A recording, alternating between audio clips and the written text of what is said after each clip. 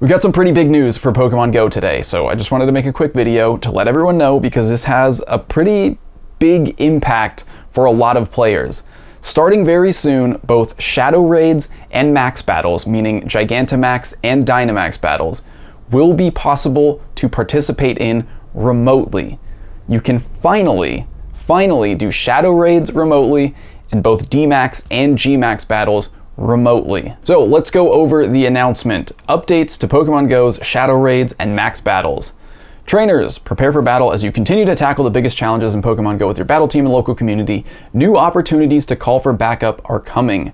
Gather with a global community of trainers and enjoy the thrill of battling and catching powerful Pokemon for years to come together.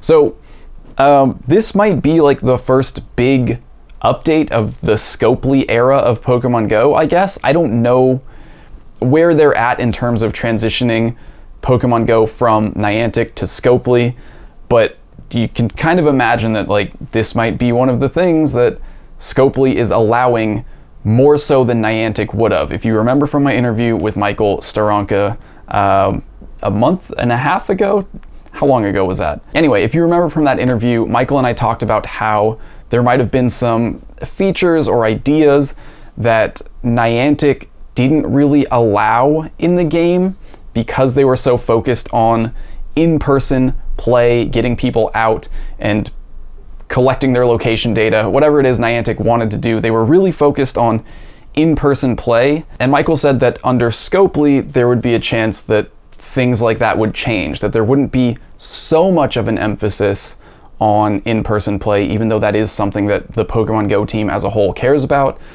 It wouldn't be necessarily as heavy-handed as it was under Niantic. But in any case, you can now very soon do those things remotely. So let's continue with the announcement. Sorry, I got a little sidetracked. Shadow Raids, starting with the Crown Clash Taken Over event on May 13th at 11 a.m. Pacific time. Trainers can participate in a Shadow Raid remotely with a remote raid pass, and this will remain in effect indefinitely after the conclusion of the event.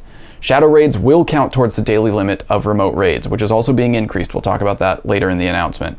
So starting May 13th, you'll be able to do Shadow Raids remotely. Oh, there it is. We'll talk about it right now. Starting at the same time, May 13th, the daily remote raid limit will increase from 5 to 10, and that can still increase for special events.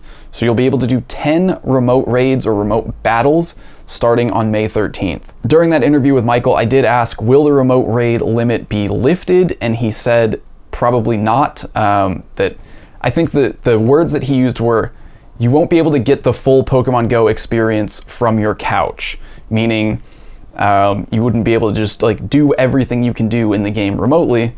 But he didn't have a specific comment on the remote raid limit being raised or increased, and well, it just got increased to 10, or will be increased very soon. Now, in addition to Shadow Raids being remotable, Max Battles will also be remotable starting May 19th, so about a week later.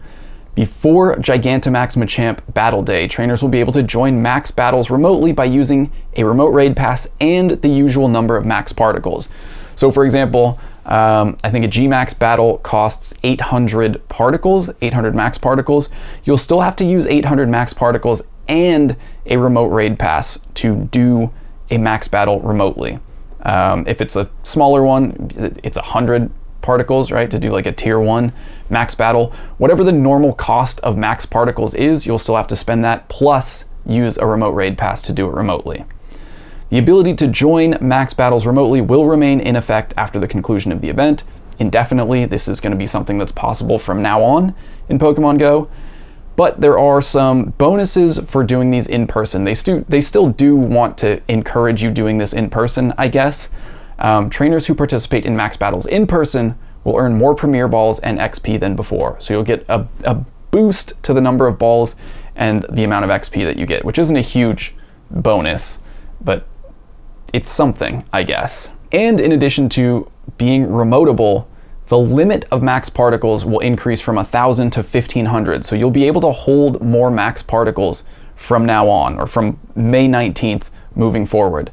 You'll be able to hold up to 1,500 max particles. There is also a little fine print at the bottom. The remote raid limit will increase to 20 for Gigantamax Machamp Battle Day for the weekend. So 10 will be the normal limit, 20 is going to be the limit for Gmax Machamp Battle Day, and again, you can now participate in that remotely, which is huge. The announcement ends with a bundle on remote raid passes, of course, but that's big news. So again, I don't know if this is coming from above, from Scopely, saying, let's increase these limits so we can sell more passes and make more money. I don't know if this is coming from the Pokemon Go team wanting these things to be more accessible, whereas under Niantic, they maybe weren't allowed to increase the limit or make these things remotable.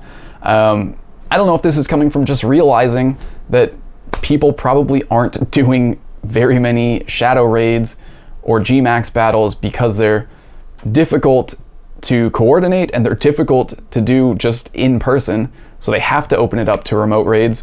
Whatever it is, whatever the case, you can now do 10 remote battles per day and includes shadow raids and Gmax. I know one question that's going to come up is when does the remote raid pass get used up?